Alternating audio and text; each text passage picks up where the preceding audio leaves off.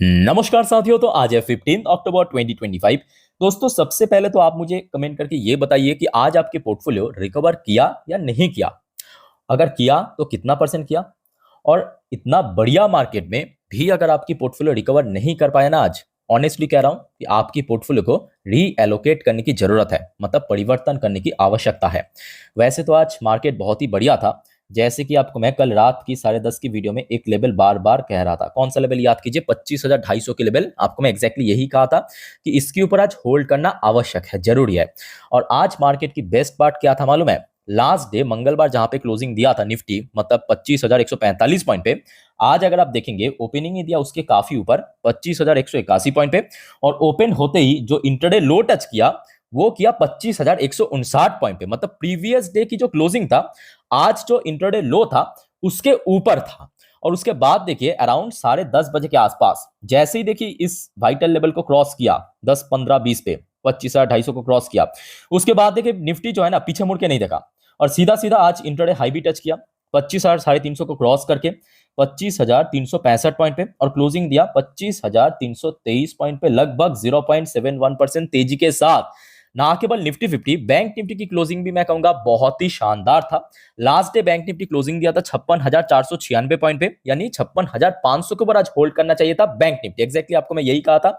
सो अगर आप देखेंगे आज बैंक निफ्टी की ओपनिंग भी 56,500 के ऊपर जैसे ही हुआ, इंटरडे लो कहां पे टच किया? 56,491 पॉइंट पे, मतलब एग्जैक्टली उसी लेवल पे जहां पे last day bank Nifty closing दिया। अब जैसे ही देखिए यहां पे इंटरडे लो टच किया है अराउंड 9:55 पे, उसके बाद देखिए पीछे मुड़ के बैंक निफ्टी भी नहीं देखा, सीधा सीधा आज बैंक निफ्टी 57,000 की जोन तक पहुंच गया था। 57,000 जोन, मतलब 56,922 पॉइंट पे इंटरडे हाई टच किया अराउंड 1:30 के आसपास।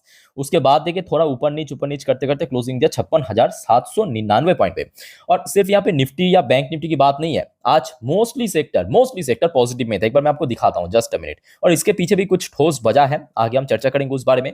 जैसे कि यहाँ पे आप देख सकते हो साफ कि आज बैंक निफ्टी क्लोजिंग दिया जहां पे 0.54% पॉजिटिव में, आईटीज भी क्लोजिंग दिया 0.53% पॉजिटिव में। फार्मास्यूटिकल सेक्टर में कोई बहुत बड़ा तेजी नहीं था, बट एटलीस्ट फ्लैट क्लोजिंग दिया, मतलब पॉजिटिव में। अच्छा, फाइनेंशियल सर्विस सेक्टर आज बहुत ही शानदार बीस्ट मोड में था। और खास करके मैं कहूंगा NBFC, Bajaj finance, Bajaj Finserv, अरे बाप रे, ये दोनों भाई तो तबाह कर दिया मार्केट को। अच्छा, एफएमसीजी सेक्टर भी काफी बढ़िया था, 1% लगभग ऊपर आके क्लोजिंग दिया। MNC sector, service sector, energy sector, reality sector को आप क्या कहेंगे? 3% तेजी, 3%, just imagine. PSU bank, last day हमने देखा था बैंक ऑफ महाराष्ट्र की रिजल्ट, और आज आप देखिए बैंक ऑफ महाराष्ट्र अलग ही बीस्ट मोड चल रहा था। पीएससी सेक्टर, मतलब सरकारी कंपनी की सेक्टर, 1.27% ऊपर आके क्लोजिंग दिया।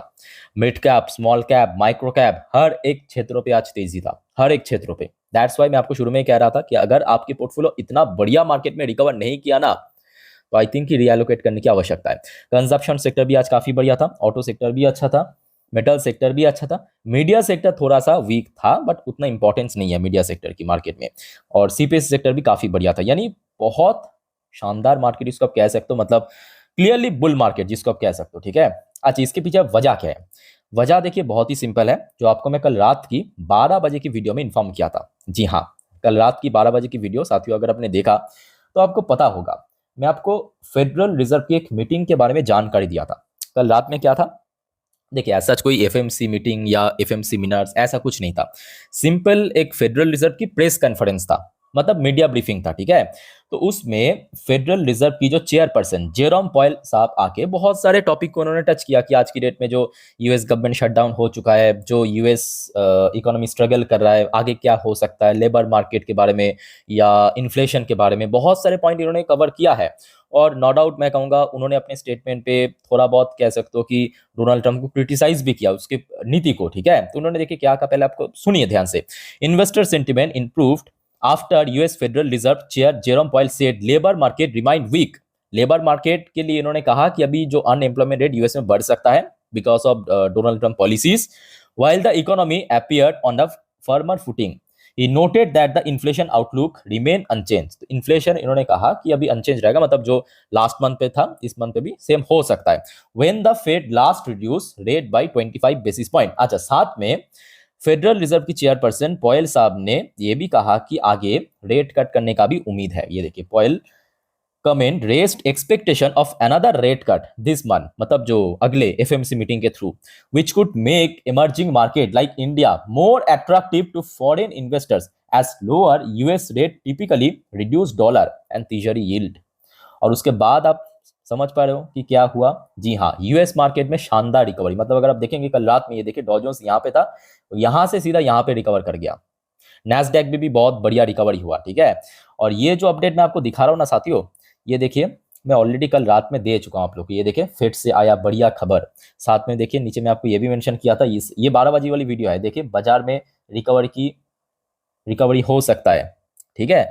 साथियों, जिस वजह से आप लोगों को मैं बार बार कहता हूं कि अगर आपने चैनल को सब्सक्राइब नहीं किया या इस चैनल पे नई हो तो प्लीज फटाफट सब्सक्राइब कर लीजिए।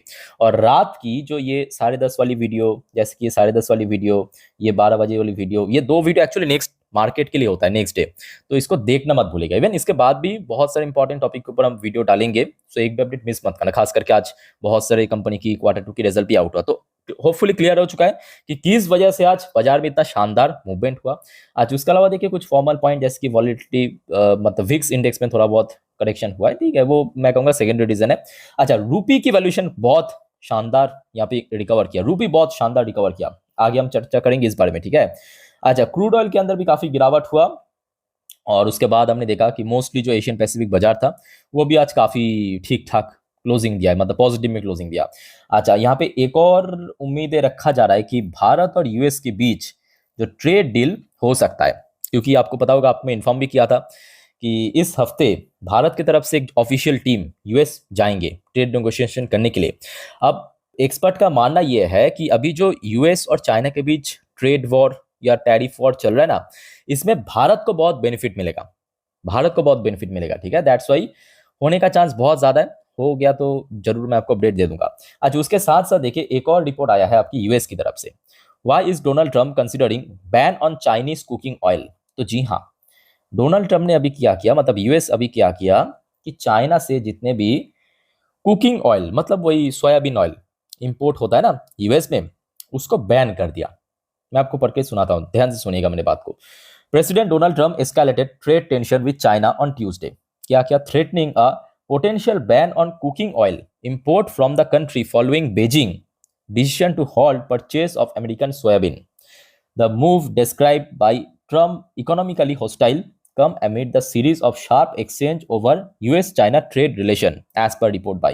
अब देखिए मैं समझ सकता हूँ कि इसका कोई मतलब बहुत बड़ा इम्पैक्ट ना चाइना पे पड़ेगा, ना यूएस पे पड़ेगा, या ना दुनिया पे पड़ेगा, क्योंकि मैं जब चेक कर रहा था, मतलब यहाँ पे आप देख सकते हैं दुनिया की जो largest soybean oil producing country वो चाइना है, और दूसरे में आपके यूएस है, तीसरे में ब्राजील है, चौथे में अर्जेंटीना है, और पांचवें में भारत है, ठीक है। भारत में इतना ज़्यादा पॉपुलेशन है तो भारत उतना बाहर सप्लाई नहीं करते, मतलब एक्सपोर्ट नहीं करते, वो भारत में चल जाता है, ठीक है। अब चाइना काफ़ी भारी मात्रा में यहाँ पे प्रोड्यूस करते हैं, तो यूएस में भी पहुंचता है, और यूएस करता है अपना जो प्रोड्यूसिंग वो दूसरे कंट्री को दे देता है, क्योंकि चाइना का जो सोयाबीन ऑयल वो काफ़ी सस्ता होता है, ठीक है। सो मेरे हिसाब से इसमें ना चाइना को नुकसान होगा, ना यूएस को नुकसान होगा, ना चाइना को फायदा होगा, ना यूएस को फायदा होगा। तो सिंपल बात है, इसमें कोई बहुत बड़ा टेंशन करने वाली बात नहीं है। आज उसके साथ साथ आज की डेट में ट्रंप की तरफ से एक और खबर आया। अब ट्रंप ने क्या कहा, देखिए, Trump call BRICS attack on US dollar. अब देखिए ये तो आज नहीं तो कल होना ही है, सिंपल बात। अब डोनाल्ड ट्रंप को ये लग रहा है कि शायद मतलब डोनाल्ड ट्रंप की 10 ईयर रहते रहते ना हो जाए, तो उससे ज्यादा बेइज्जत और क्या हो सकता है ना। देखिए इन्होंने क्या कहा, US president Donald Trump has called the BRICS grouping an attack on the US dollar, claiming that he threatened nation seeking to join the bloc with tariff following everybody drop out. तो साथ में इन्होंने ये भी कहा कि जितने भी देश फ्यूचर में ब्रिक्स को ज्वाइन करेगा उसके ऊपर हम और ज्यादा टैरिफ इंपोज करेंगे। अब देखिए ब्रिक्स में मेनली 5 देश है, मतलब जो परमानेंट मेंबर अगर हम बात करें, एक हो गया आपका ब्राजील, रशिया, इंडिया, चाइना और साउथ अफ्रीका। और रिसेंटली हमने देखा कुछ नॉन परमानेंट मेंबर भी ऐड हुआ, जैसे कि आपकी इजिप्ट हो गया, इथियोपिया हो गया, इंडोनेशिया हो गया, ईरान हो गया, यूएई हो गया, ये रिसेंटली ऐड हुआ, तो टोटल 10 है। अब ब्रिक्स की खास बात क्या है कि ब्रिक्स ग्रुप की ना टोटल जो इकोनॉमी की साइज सब देश मिला के लगभग दुनिया की 45% होल्ड कर रहा है।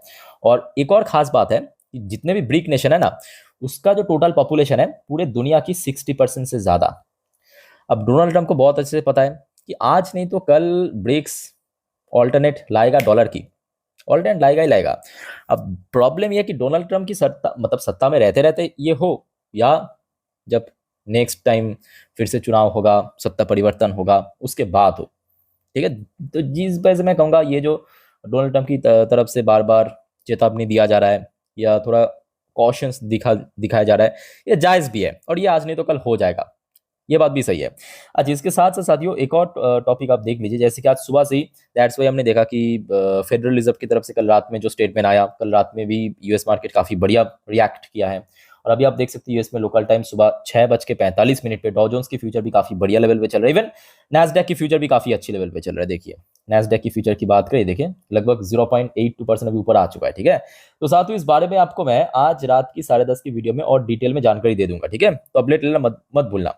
और सबसे बड़ी बात क्या है कि आज इंडियन करेंसी के वैल्यूएशन में ह्यूमंगस बदलाव हुआ। ह्यूमंगस मतलब अगर आप देखेंगे लास्ट नाइट को याद कीजिए, आपको मैं दिखा रहा था तब कितना था, 88.8 समथिंग चल रहा था, है कि नहीं।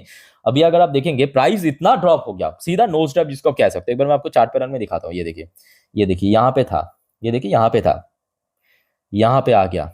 मतलब प्राइस गिरना मतलब वैल्यूएशन बढ़ जाना, वैल्यूएशन बढ़ जाना। ठीक है, तो वैल्यूएशन काफी बढ़ चुका है इंडियन करेंसी की। और मुझे पता नहीं ऐसा क्यों लग रहा है कि देखिए ये तो कल का डेटा है, 14 तारीख का डेटा है, बट आज 15 तारीख का डेटा जब शाम के वक्त आउट होगा, मे भी आज एफआईएस की एक अच्छा इन्फ्लो हो सकता है, पॉसिबिलिटी है। क्योंकि जो लक्षण मार्केट में दिखाई दे रहा है ना, साफ ये दर्शाता है कि हो सकता है, पॉसिबिलिटी है। ठीक है, तो इसको अपडेट आते ही मैं आपको जानकारी दे दूंगा। आज इसके अलावा थोड़ा सा आप देख लीजिए कि एशियन पैसिफिक बाजार कैसा था। जापानीज मार्केट भी आज बहुत ही बढ़िया सॉरी बढ़िया मूड में था। हर एक इंडेक्स 1-1.5% ऊपर क्लोजिंग दिया। चाइनीज मार्केट भी आज काफी बढ़िया मूड में था। हांगकांग की मार्केट भी काफी शानदार मूड में था। कोरियन मार्केट भी अच्छा था। इंडियन मार्केट तो आपके सामने ही है। ताइवानिश मार्केट भी बढ़िया था। ऑस्ट्रेलियन मार्केट भी बढ़िया था। ये खचरा आज फिर से गिरा, बहुत बढ़िया। न्यूजीलैंड की मार्केट भी अच्छा था। मलेशियन मार्केट अच्छा था। इंडोनेशियन मार्केट फ्लैट था, गिरा नहीं। सिंगापुर मार्केट भी ठीक था। थाई मार्केट भी ठीक था। तो मतलब ये खचरे के अलावा पूरे एशियन पैसिफिक बाजार आज बढ़िया बुलिश मोड पे था, है ना। सो दोस्तों अभी तक जितने भी वाइटल इंपॉर्टेंट अपडेट था आपके साथ में शेयर किया। और याद रखना आज बहुत सारे कंपनी बैंक्स की Q2 की रिजल्ट आउट हो भी चुका है, आगे भी होगा। इस बारे में आपको मैं नेक्स्ट वीडियो में जानकारी दूंगा। ठीक है, तो और कोई आपका कंफ्यूजन है, डाउट से कमेंट करके पूछ सकते हो। फिलहाल इस वीडियो को वाइंड अप करता हूं। चैनल को अगर आपने सब्सक्राइब नहीं किया तो प्लीज फटाफट कर लीजिए ऐसे इन्फॉर्मेटिव वीडियो हर रोज हर वक्त पाने के लिए। टेक केयर, बाय बाय, जय हिंद।